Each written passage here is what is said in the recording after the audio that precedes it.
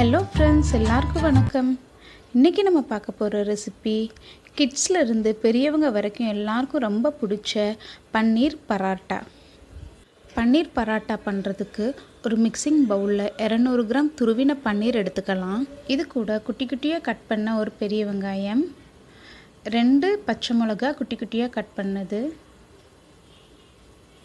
காரத்துக்கு தேவையான அளவுக்கு மிளகாய்த்தூள். நான் இன்றைக்கி 1 டீஸ்பூன் அளவுக்கு மிளகாய்த்தூள் ஆட் பண்ணுறேன்.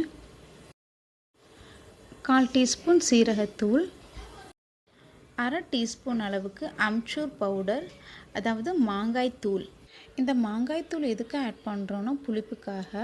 இது கூட லெமன் ஜூஸ், தக்காளி இந்த மாதிரி ஆட் பண்ணோன்னா நல்லா இருக்காது. அதனால் நம்ம மாங்காய் தூள் ஆட் பண்ணிக்கலாம். உங்களுக்கு தேவைப்பட்டால் நீங்கள் சாட் மசாலா கூட ஆட் பண்ணிக்கலாம், அதுவும் நல்லாயிருக்கும். இது கூட இந்த ஸ்டஃபிங்க்கு தேவையான அளவுக்கு உப்பு. உங்களுக்கு தேவைப்பட்டால் இது கூட கொஞ்சமாக கரம் மசாலா கூட ஆட் பண்ணிக்கலாம், அதுவும் நல்லாயிருக்கும். அப்புறமா கொஞ்சமாக குட்டி குட்டியாக நறுக்கின கொத்தமல்லி இலை. இப்போ இது எல்லாத்தையும் ஒரு ஸ்பூனை வச்சு நல்லா மிக்ஸ் பண்ணிக்கலாம். மசாலா எல்லாம் நல்லா ஈவனாக ஸ்ப்ரெட் ஆகிற மாதிரி மிக்ஸ் பண்ணிக்கலாம். எப்பவும் சப்பாத்திக்கு மாவு பிசைகிற மாதிரி மாவு பிசைஞ்சு எடுத்துக்கலாம். ஸ்டஃபிங் சப்பாத்தி பண்ணும்போது எப்போவுமே கொஞ்சம் கூடுதலாக மாவு எடுத்துக்கலாம். இந்த மாதிரி ஒரு பெரிய பால் சைஸில் சப்பாத்தி மாவு எடுத்துக்கலாம்.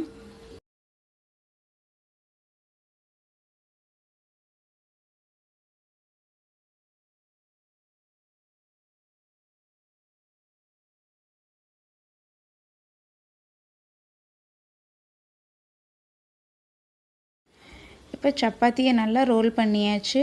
இதுக்கு மேலே தேவையான அளவுக்கு ஸ்டஃபிங் வச்சு இந்த மாதிரி ஃபோல்டு பண்ணிக்கலாம்.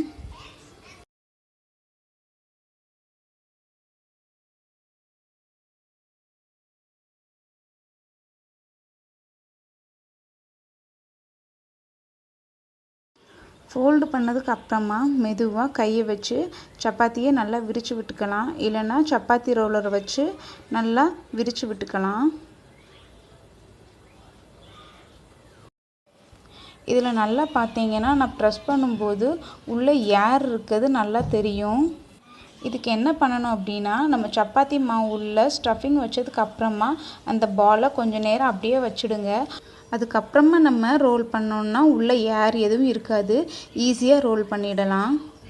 இப்போ சப்பாத்தி ரெடி ஆகிடுச்சு. இதை நம்ம தோசைக்கல்லில் போட்டு எடுத்துடலாம்.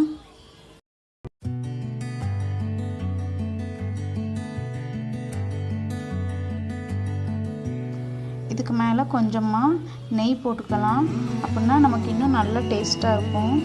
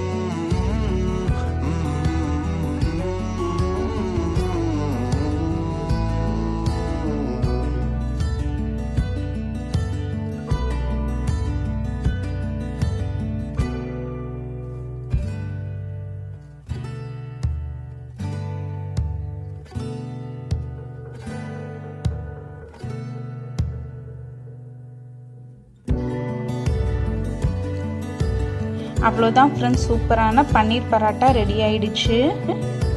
இதுக்கு சைட் டிஷ் ஆனியன் ரைத்தா ரொம்பவே சூப்பராக இருக்கும். பாருங்கள், உள்ள பன்னீர் எல்லாம் ஈவனாக ஸ்ப்ரெட் ஆகி குக் ஆகிருக்கு.